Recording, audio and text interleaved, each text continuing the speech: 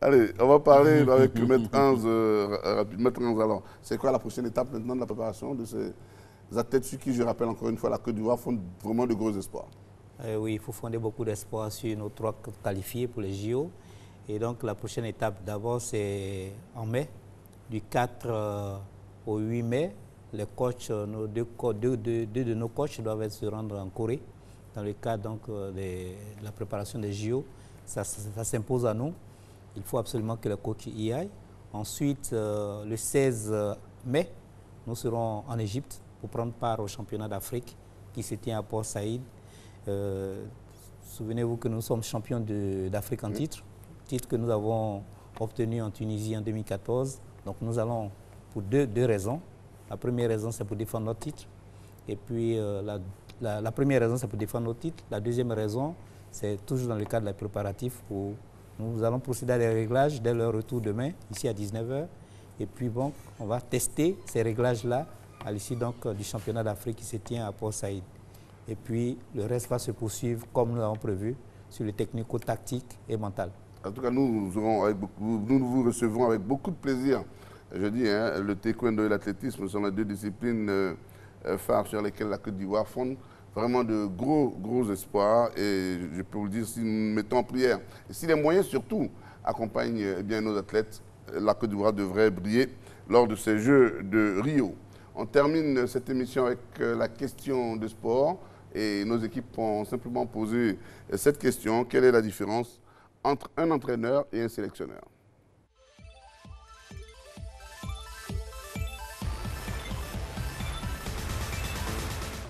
Moi, c'est la même chose là, il n'y a pas de différence. Le sélectionneur, c'est l'entraîneur, c'est lui qui sélectionne.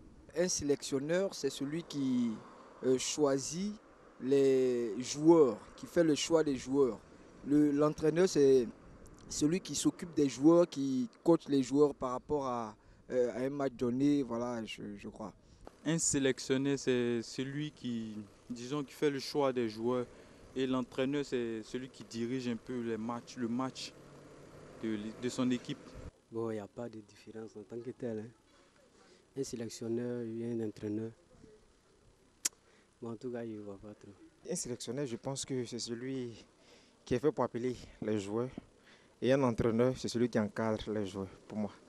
L'entraîneur, lui, il est là pour s'occuper seulement que des joueurs, leur montrer le système de jeu.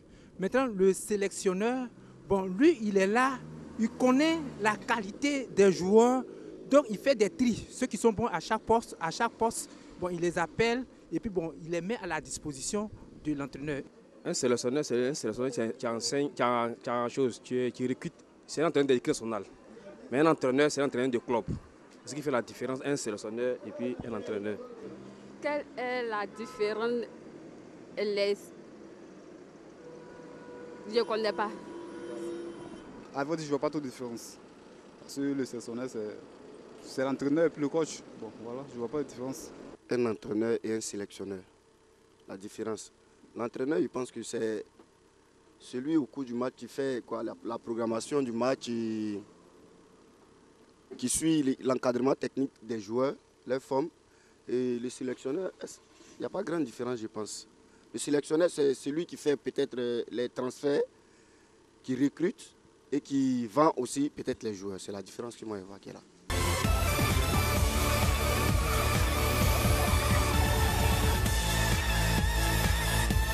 Un entraîneur est une personne chargée de la préparation physique et mentale d'un sportif, d'un groupe de sportifs ou d'une équipe.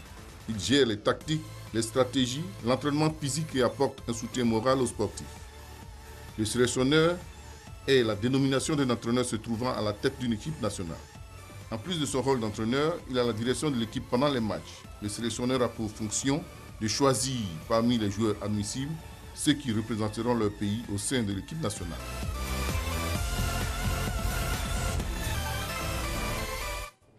Voilà, 52 minutes, nous y sommes. Je voudrais remercier Maître Hans pour sa contribution à cette émission et souhaiter bonne chance à ces athlètes et nos athlètes, à tous.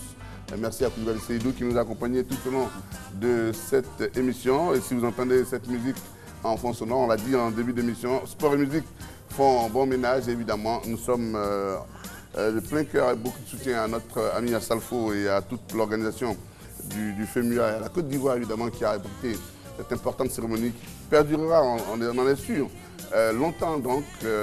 En tout cas, les sportifs ivoiriens ont tous été touchés, qui sont des mélomanes aussi, ont été touchés par ces deux disparitions. Donc je rappelle Papa Wemba et Dikaël Eliadé, mais comme le plus âgé et le plus renommé c'est Papa Wemba. C'est donc sur la musique Fa Fa Fa Fa de Papa Wemba en hommage à ces deux disparus. Donc nous vous demandons de regarder les noms qui défilent.